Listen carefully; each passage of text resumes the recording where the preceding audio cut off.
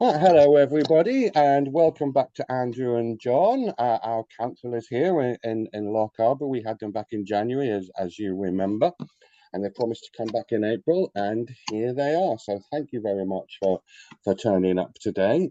Just a quick congratulations there to Andrew once again for being the official Lib Dem candidate for Skye, Lochaber, and Badenoch. Congratulations, a very Thank you. popular choice. Thank you very much.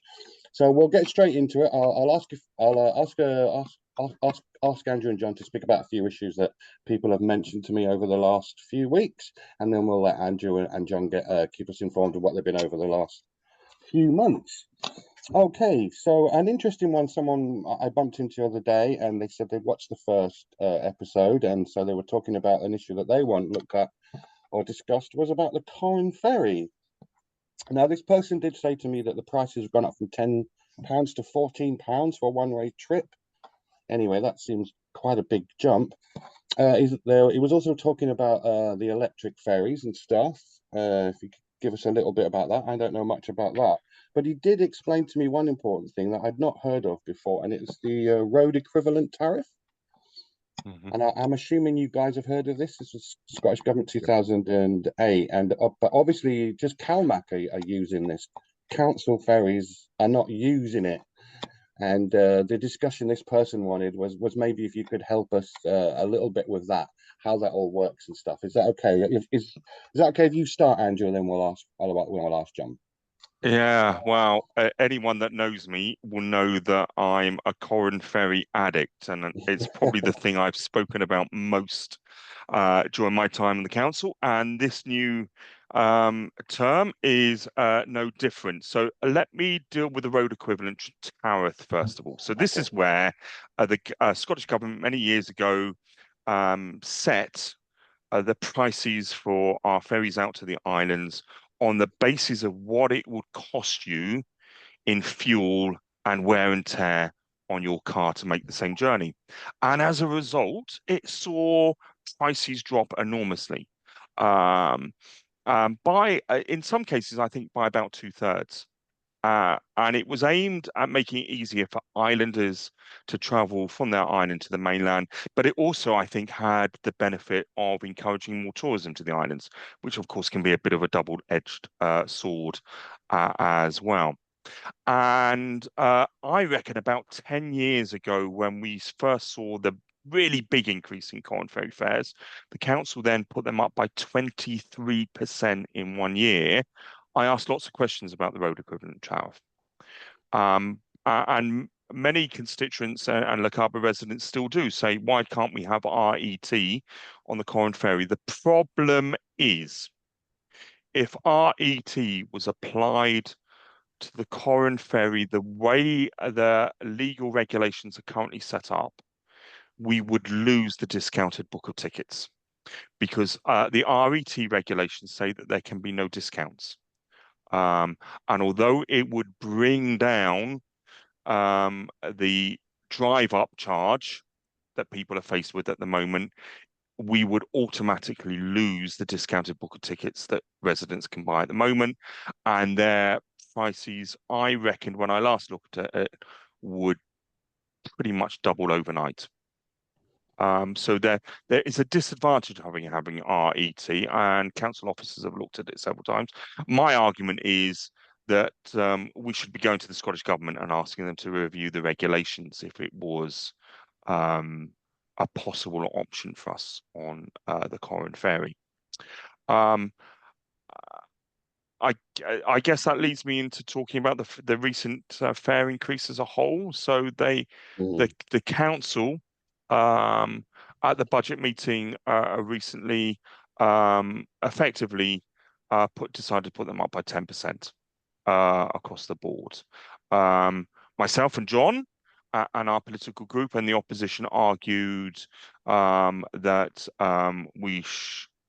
if they needed to go up, we should peg the limit to 5%. But my Hmm. preference would have been just a cost of an inflation-linked increase, because my concern is the council, with all the problems they've had with the current ferry and the extra costs, they then you look to recoup those additional costs from the fare-paying public, and it's local Lochaber residents that are paying the price for council mistakes in the past. So that's where we are with prices. We did put an alternative argument forward, but we lost that argument just for the sheer numbers of the administration. And then finally, but what's interesting with that, Eddie, is actually senior administration councillors had no idea about what their own proposals involved, because hidden away in the detail is a proposal to introduce a pedestrian fare. And when I asked questions about this, it turned out the council officers were going to introduce a £3 single pedestrian fare. So if you walk along, which many people do, you're going to be asked to pay £3 each way. That's a £6 return. It will be cheaper for you to jump in your friend's car and fill that up and go across on the ferry instead, which is not a particularly green or net zero solution. But when I challenged the leader of the council and the committee chairman about this, they had no idea about it. And even some of our local councillor colleagues, when they were asked about this last week at a Corn Ferry steering group, they didn't know about it either, which is staggering. And my last thing about the electric ferry. So when I stood down from the council previously, we had moved forward the debate on replacing the existing ferry. It looked as though we were going to replace the old 50-year-old made of Glencool and the 25-year-old MV Corin with two new diesel ferries that would ferry back and forth, would improve capacity, and they could have been built and almost in service by now. Whereas after the election, a decision was made pursuing net zero that we would not have a diesel ferry, but would have an electric ferry as well at the price of approximately 2 diesel ferries.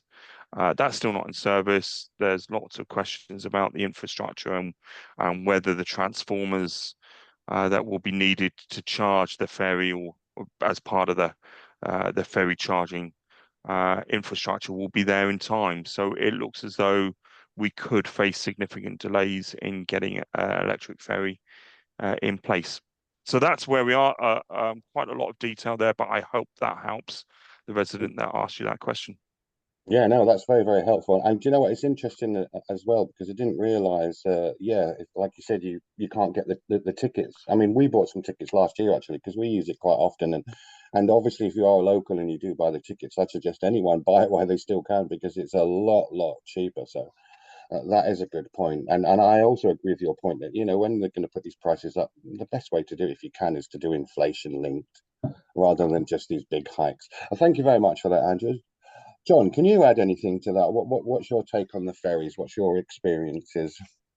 I think I will have to bow to my superior.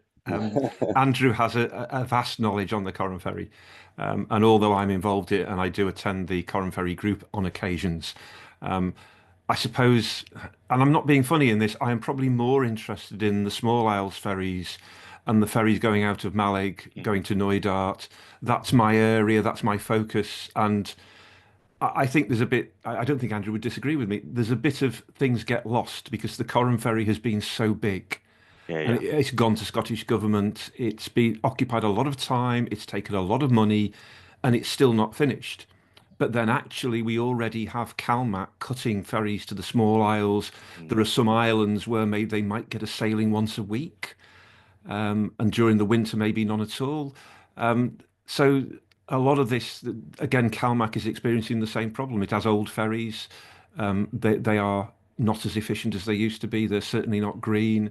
And there's the whole issues of replacement ferries for a lot of the routes there. So there's a little bubble going on around Mallaig and the small isles that at the moment is being quite missed. So that is sort of my focus. And yeah, I do wish the Corran Ferry well and all the residents there.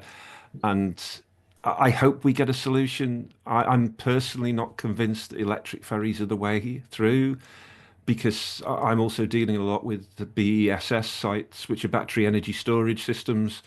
And there is an issue about the batteries, the lithium, it's not as green as maybe we think it is. So it's despite council opinion, I don't think it's necessarily the most ideal option. I don't think it's got a lot to gain against replacement with diesel that we had thought about before. So I'm muddying the waters a little bit, but I don't think it's as clear as some people think it is. And I think there's an issue there that we need to look at. Again, my option would probably be hydrogen. Although, yet again, that's not perfect. There's no perfect fuel source out there. But anyway, I will step off that soapbox and No, I think I really find that I really find that interesting, John, because just as consumers of this energy and using transport and stuff, it's like you said, it's very difficult to figure out, and so we transfer over to say electric, go more green and stuff, and then like you say with the batteries and the lithium and stuff, and then all these other things come into view that wasn't there before, and in the meantime, like Andrew and both have said, the ferries and the timetables, pardon the pun, for future better ferries seem to be falling behind, and we need to get a grip on these things, don't we? We need a yeah, we really do. Well, I'll tell you what, while we're talking about ferries and stuff, we'll go on to the next one, and this one is buses. We spoke about this before, but someone I know very well, and I'm sure Andrew does, and maybe yourself, John. I won't mention any names, but they had a meeting yesterday, and they started up a bus users group, but it's Angiristan. What is it?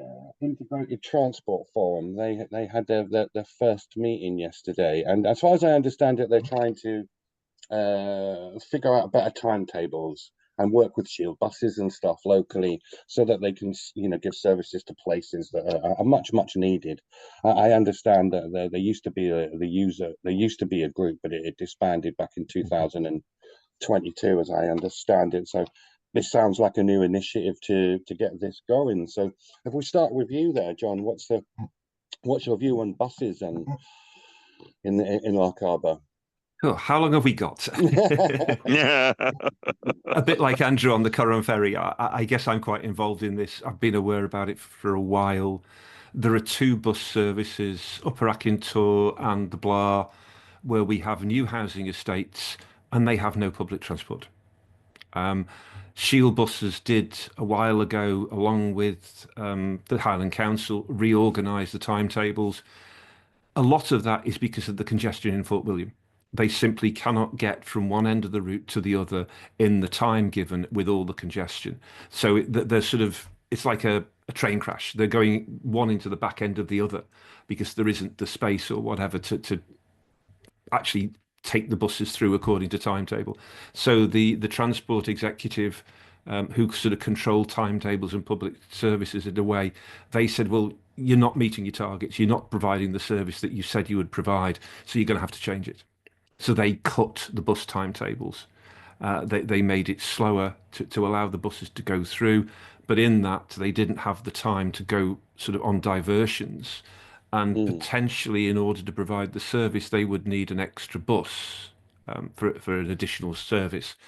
But then that still doesn't solve the problem of the congestion in town. So it's like a catch-22. We have to look at the congestion in Fort William.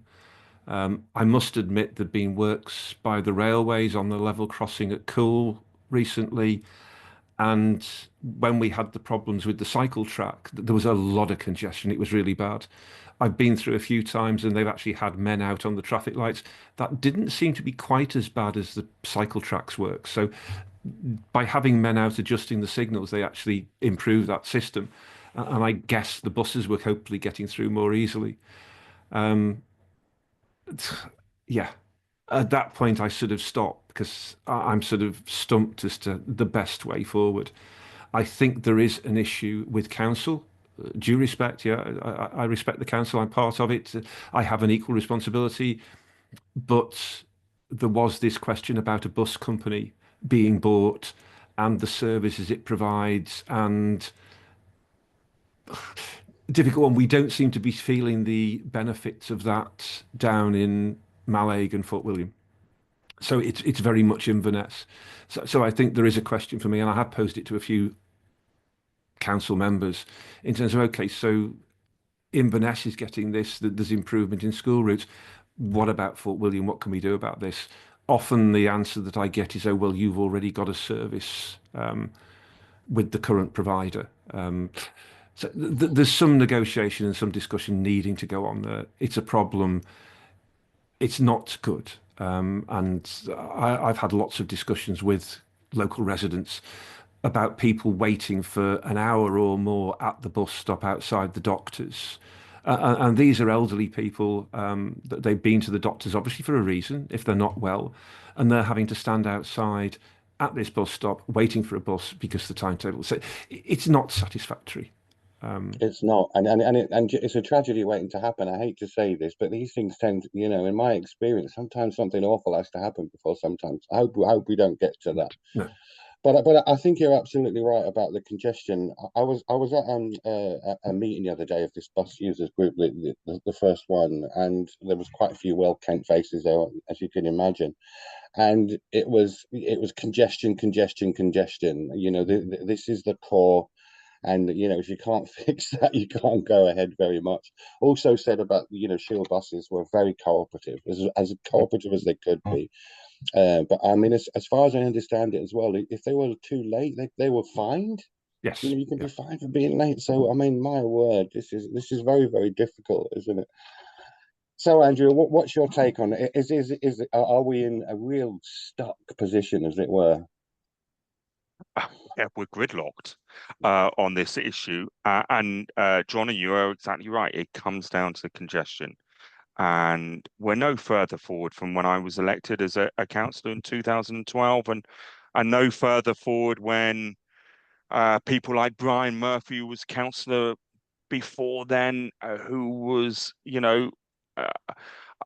chairman of the Lochaber Transport Group, and desperately trying to get, the council and Transport Scotland and Scottish Government to actually take the issue of Fort William town congestion really seriously. It's as though, particularly Transport Scotland, they just rub their hands of it and say, nothing to do with us. If you are going to build a relief road or a link road, then that's the council. Because that will be their road, forgetting that the problem is a Transport Scotland road. It's the A82. And you would have thought by now that, that somewhere down in Edinburgh, there were heads being knocked together to say, look, this is not just a Fort William issue. This is an issue for the whole of the west coast of Scotland that has knock-on impacts. And until we solve that, I don't think we're going to actually solve the problem of our the bus network in the town as well. I'm glad that the forum's up and running again, and I hope that they work positively with Shield buses, because actually I think we're quite lucky having Shield buses being our local operator. So it's a local family company. They're invested in the town in Lochaber. They're not Stagecoach, who really didn't give a damn about their local community. And the company tries to do the best for our area within the limitations that they're given. They've seen the public subsidy cut from the council over the years. So they've had to reduce services, not just in the town, but out in our rural areas as well. And I remember a few years ago, fought really hard to preserve a Sunday bus service down to South Lochaber. Unfortunately, Shield buses were able to do that. Not quite as good as it was before, but at least we still have a service on a Sunday. So I'm looking forward to working alongside John and my fellow councillors with the new transport group and Shield buses to see how we can put pressure on council, Scottish Government, Transport Scotland to solve many of these issues. Yeah, I see that. I was talking to the lady I know, Janice, who started it, who started it all off, and Yeah, I mean, it sounds to me, so the next step is, they're constituted now, the group's constituted, Good. and so now it's time for consultation with the public as best as they can. I mean, we can do all this and get all the feedback and stuff, and if we can start to, I don't know, magically do something about the congestion, maybe we can improve the bus services locally. But Yeah. I think until the congestion is sorted out to some degree, we really are stuck. Would that be a fair assumption? Yeah, we can talk about an integrated transport policy. We can talk about better connections between different buses and city link and the train services. But until we sort out the congestion, we're not going to be able to solve those problems. Okay, that's a shame. Right. Okay. So I'll get on to the last subject I want to talk about. Sorry, Eddie, can I just come in again? Yeah. I'm sorry. Sorry, Sorry. Tom. Cheers. Just just to pose a question, I do tend to be one of these people who throws mud into the water, I think. But in terms of the transport group, and I have spoken to Janice, and I am going to go along to the transport group. Unfortunately, the first two meetings I had difficulty making. So, but yeah, I think they've got plenty to get on with. But I think in terms of going forward, one of the issues is actually getting Transport Scotland to come to those meetings. Because without Transport Scotland, we can go so far, but then we reach this dead end point. So that for me is one of the really important points for the new transport group, is to somehow get Transport Scotland representation at those meetings, even if it's not every meeting, so that actually when we start discussing the important things, that actually Transport Scotland can be there, and we can get some sort of notice from them in terms of what they're prepared to do and what they're not prepared to do. I do know that they attend the transport group connected to the town development. So anyway, just a point I needed to make. Thanks. No. That's a really that's of course that's a really interesting point. So I mean, at the same time, like we said, the congestion is the main problem. And I'm presuming we would all agree that you have to go forward and put on as much pressure and to get Transport Scotland, like, there you go, because it's the only avenue there is at the moment, isn't it? It needs to be done. Fully understand that. Okay, so our last issue that a couple of people have spoke to me, and they've mentioned sort of council tax rises, rent and stuff like this. So I'll try to put it all together and just give you a view of the sense I'm getting from people. I mean, I'd like to say firstly about, before we talk about wages increases and stuff, I noticed in my conversations with people that I did say, for instance, the councillors' wages are quite low for all the work that they do, and they are, and so low that they even have a problem of getting people, to not to be councillors, as it were. But the kickback I'm getting, and once again, I do have a point, because it reads difficult. We have a council tax increase of 7%. We have rent gone from 8 to 15%. Thankfully, in Lochaber, it's 8%. That's a relief for us. But it looks like council staff are getting 3% and councillors 21 to 40, if that's correct. And like I said, it doesn't read too well. I think you need to take in other parts or other aspects of the equation to figure it out. But it's a hard one to swallow, I would say. But like I said, the sense I'm getting, a couple of people have said to me, said it's hard to swallow under the present conditions. So I just want to know if you guys would start, if you would go first, John. What's your take on this delicate subject? I'll go first. I'll jump Yeah, in the John, way. if you can go first, Yeah, God, I have a lot of awareness of this. Yeah, I'll start from the constituent side. There is somebody locally who I've been talking to. We've been talking for quite a while, all the time I've been a councillor. They have had a recent increase in their pension. It's a pensioner. That covers the increase in his council rent. And that's all. He's now got a town council tax increase. He also has a short-term let that he substitutes that income for his pension in order to be able to survive. The short-term let regulations, the cost of that, short-term let is a separate issue. I won't go into it, but it is considerably expensive, and there are recurring costs in it. So all the costs are going up, but the wages or the pensions are only going up as a small percentage of that. So they're not covering all the increase. So there's a certain level, there's a certain band of people, probably includes a lot of retired people who really are being hit by all these changes and these increases. I haven't got a good answer to it. I know the council wanted more money to actually do things that will benefit people, but then I would say, hang on, that shouldn't come at the cost of your poorest constituents. That's not fair. So there's that bit. In terms of councillors' pay, that's a difficult one. And yeah, there's something about. I've talked to the leader of the Liberal Democrats about this, and there are certain sort of restrictions. We can't actually refuse the increase. It's Yeah, it's already legislation. set. Yeah, sorry, Yeah, I did know that. I should have said that. It that's okay. is set. Yeah. Yeah, yeah. And in terms of my income, I was just browsing the other day. I get regular information from driver and vehicle licensing and standards, just so I know what's going on there. And they were advertising for a test examiner, so somebody to examine people. I think it was 7 tests a day, basically for 3 to 4 days of the week, and the salary was 29,000.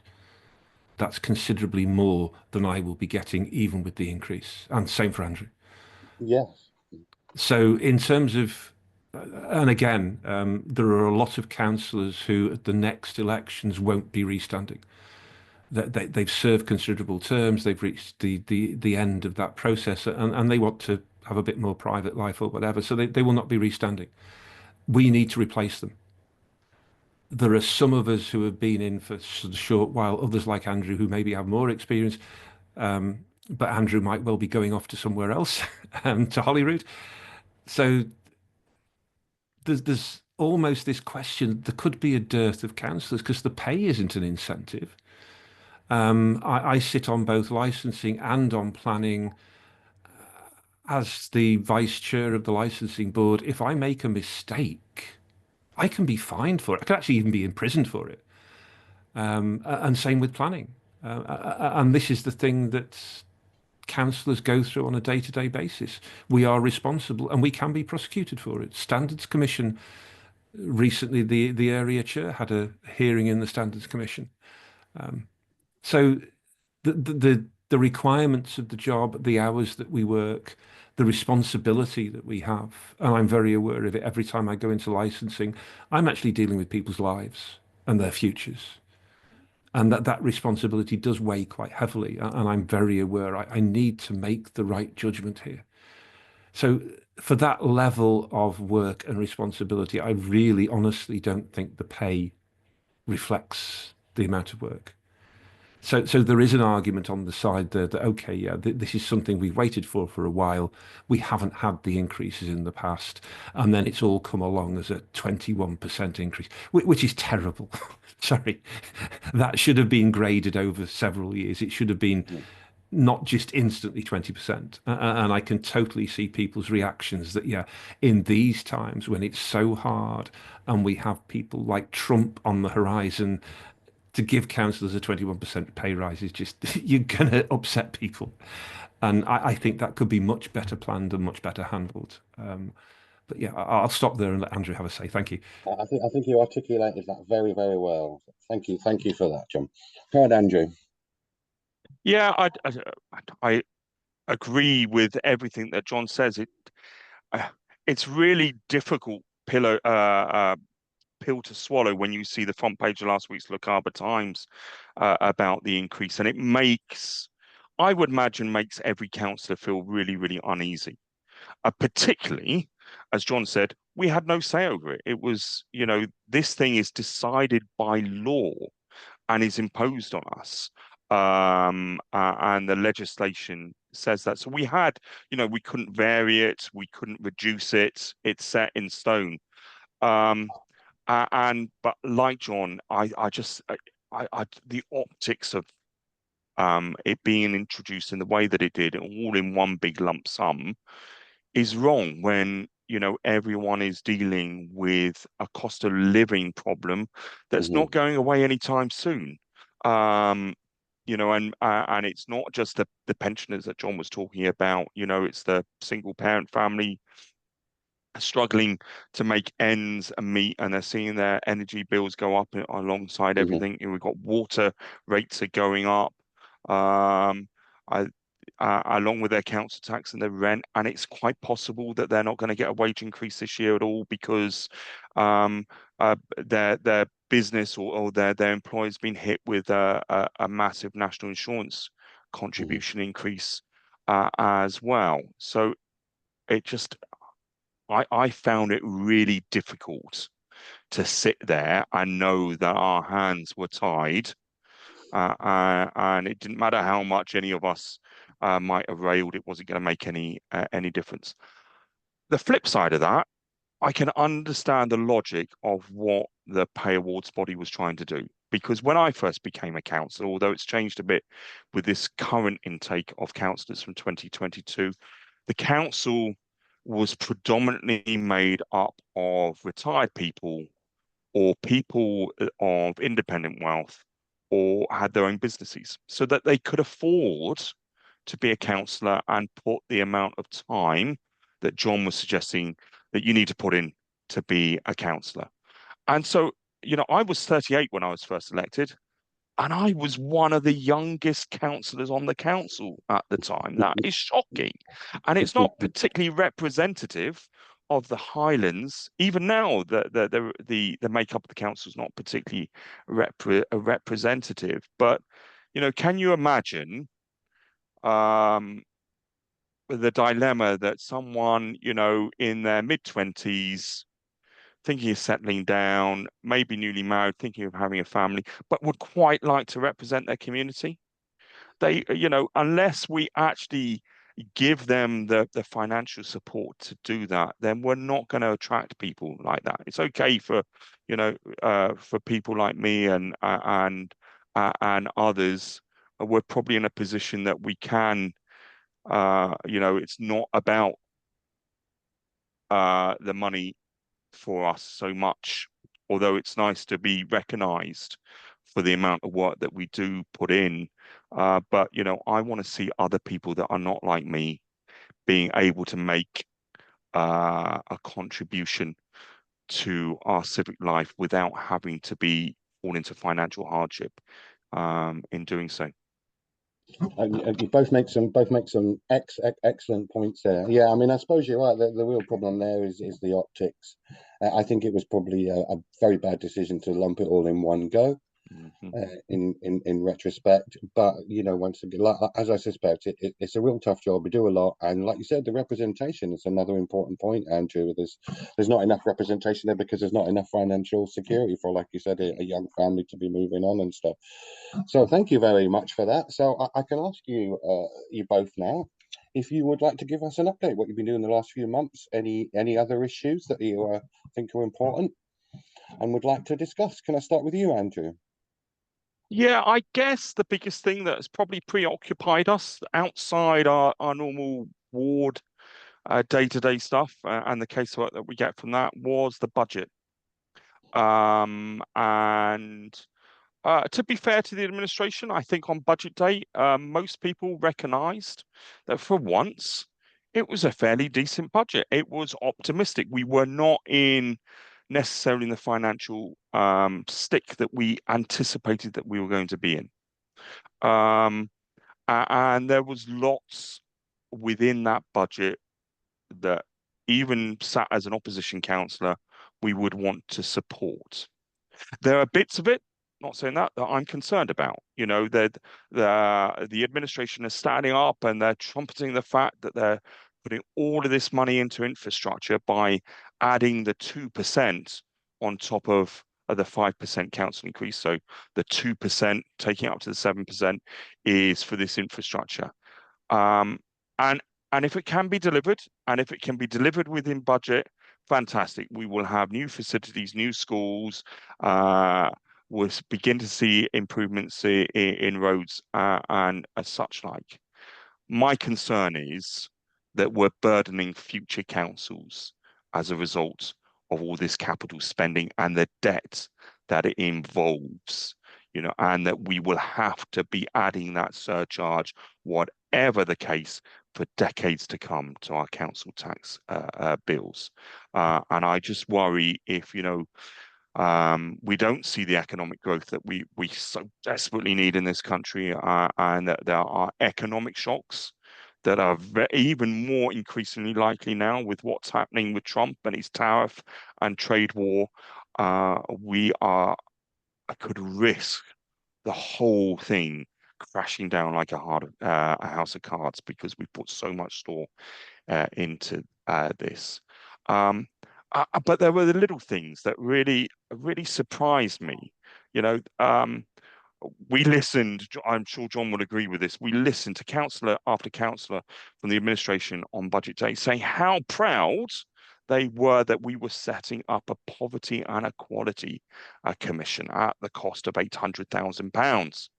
And the aim of that was to help people access benefits that maybe they didn't realize that they were entitled to, or weren't receiving the full amount. On paper, a great idea, until you start asking questions about how this £800,000 is going to be spent.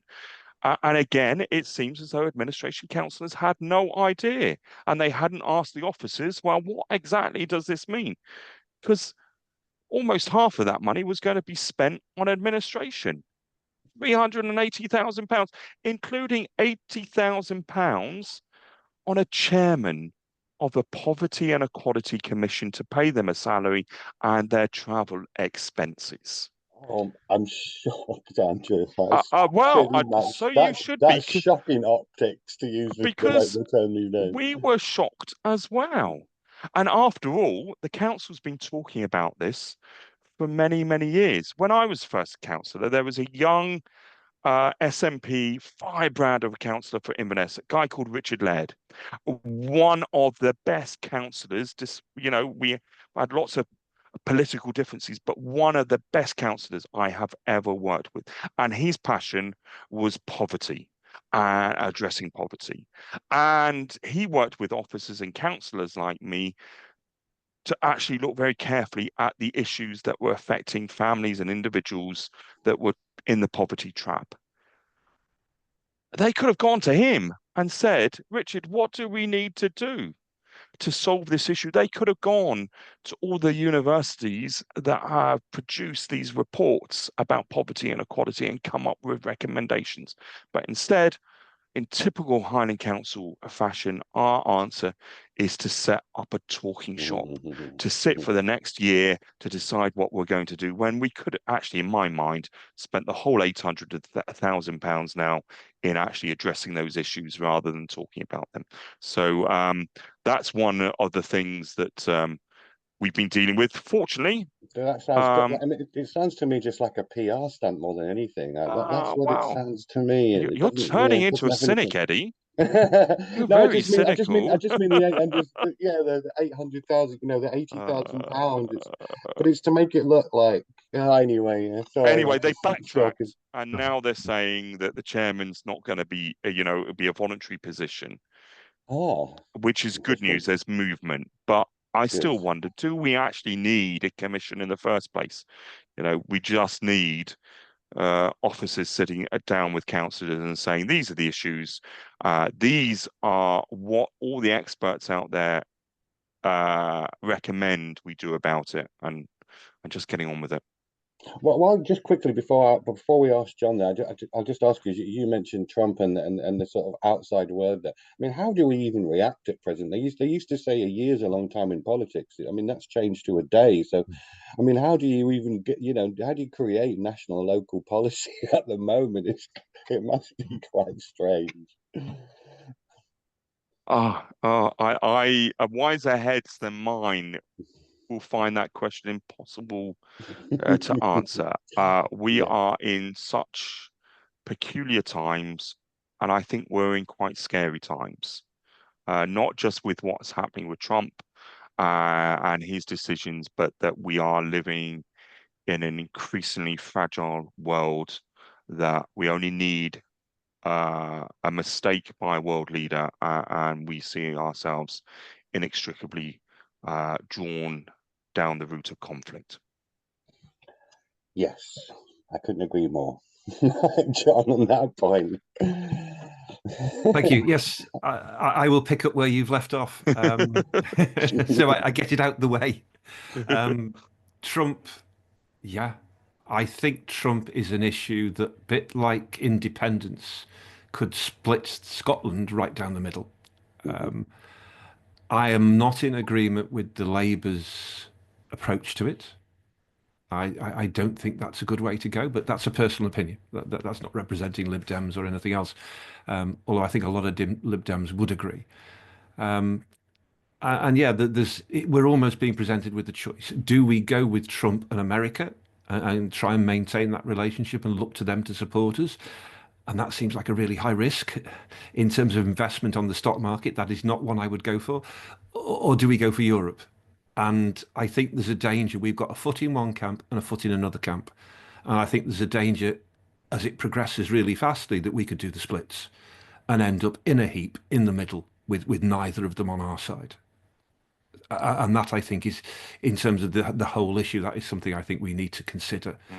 In terms of, okay, we need at some point we're going to have to make a choice if it carries on the way it's going, and we need to make that choice earlier rather than later to avert the risk of finding us slap bang in the middle with nothing at all. So that's my comment on Trump and the situation anyway. In terms of what I've been doing, I'm going to stand on my soapbox again. It's an issue that gets lost. I'm aware of the budget, and that was a lot of work, and it was a good budget in some ways. But I think Andrew said enough about that. And I'm moving the Poverty and Inequalities Commission. And a comment on that. If this is my personal statement, and it comes from my soapbox, if you're going to start a Poverty and Equality Commission, and the process that you've outlined and the focus of it, please call it the Poverty Commission and don't include equality, because you're not doing a lot for equality. And that is one of my ongoing things. Again, this month I've spent quite a lot of time working with people who are neurodivergent, different, autistic, who are not getting that square deal out of the administration of Highlands or out of the government.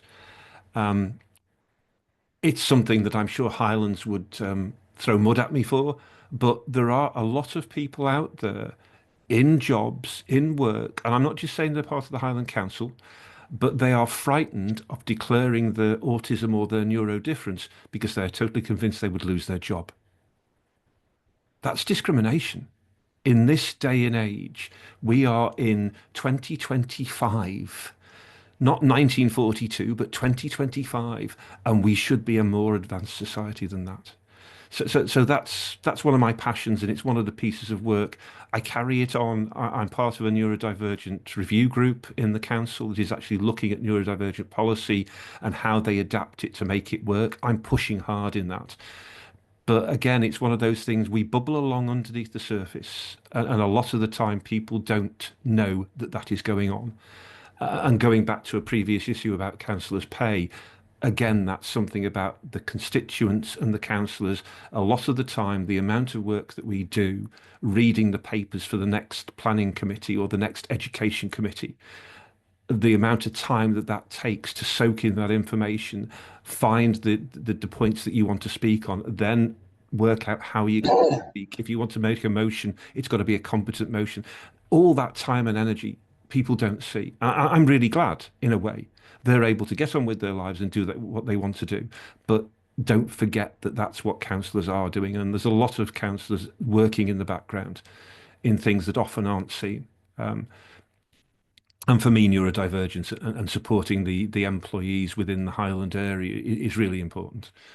In terms of other things, bits about ferries, bits about playgrounds, bits about people parking, all the usual things. Bits also about the travellers community and the site that they live on and the fact that it hasn't been improved or looked at in many, many years. Again, the usual thing, lots of little bits of casework, but I'm mentioning those again because we can focus on the budget, we can focus on Trump, we can do all this.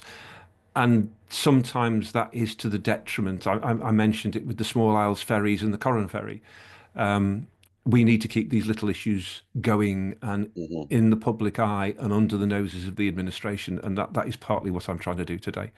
So that's me off my rant and off my soapbox. Thank you. Now, once again, I think you've articulated yourself there very well, John. Like you said, there's so many issues these days, and it must be hard to sort of to make people aware, to get even people talking about them and progressing things. I fully understand that. Have you got anything to add to that, Andrew? No, yes, obviously. I just add to what John says. We can talk about the big things that make it in the newspaper, but actually, I think if you talk to any councillor, the most rewarding bit is just having the opportunity to help people where you can and cut through either some of the bureaucracy or just being able to knock on the right door to get them listened to and get them a fair hearing. And that makes it really worthwhile. And that's all the stuff that people out there in Fort William High Street never get to see. Yes, of course. Well, okay, so I think we could probably wrap it up there. Our next meeting will be July, the middle of the monsoon season. So that should be fun. What have you guys got planned for the next few months? Is there anything interesting on the horizon or in the council sphere we should be aware of? Sorry, Eddie, can I just jump in? There was one thing I missed that I wanted to say. I don't think I mentioned it at our last discussion. Just the fact that Jura School, it was timetabled for closure. I'm very pleased that at the Education Committee meeting, the officers actually came forward and they had changed their recommendation to not recommending that Jura be closed. And I think that was a victory. It was a victory for the local area. I'm not afraid of mentioning other councillors. I know Sarah Fanny, the SNP councillor, put some considerable work into that as well. And just that was an achievement. And actually at the meeting, in the process of the Education Committee meeting, John Finlayson, the chair, had proposed the motion that we close Jura School. And then he came back in and said, sorry, I'm going to reverse that to we don't close it. And that was a piece of politics in action. And it was actually quite good to see that somebody in the process of a meeting could actually change their mind and present something different. And I think that was a victory. Yeah. And John, you're absolutely right to praise Sarah for that, because although it's my ward, I'd come in at the last minute and Sarah had really done the groundwork. And actually the community council, we've got a really proactive community council down in Durham, Kent Allen. We have many proactive community councils across Lochaber, and our community councillors actually often get a rough time, a rough deal. They get it in the neck from their local community. They are volunteers, and the one down in Dura, they really put a lot of effort in marshalling all the arguments that convince people like John Finlayson that shutting Dura primary school was not the right option for that community. So and Sarah in particular should receive many plaudits for all the work that she put into that. It's very encouraging to hear. Like I said, it's a small community, and if you can get a councillor involved and stuff and get some press and stuff, it's amazing how quick it can actually sort of actually make a difference. Oddly enough, just as a close, it's a small world. The person who I was speaking to wanted to speak about the ferries. This person went to that school, and as you know, he's one of not many. So he was pleased to hear that himself. Okay, so listen, we'll let you guys get off. We'll look forward to seeing you in July. Thank you again for your time, and thank you all for joining us on the podcast. We'll see you all in July. Thank you very much, Andrew. Thanks, Eddie. Thank you very much, John. All the best. Thank you, Eddie, and to you and to everybody.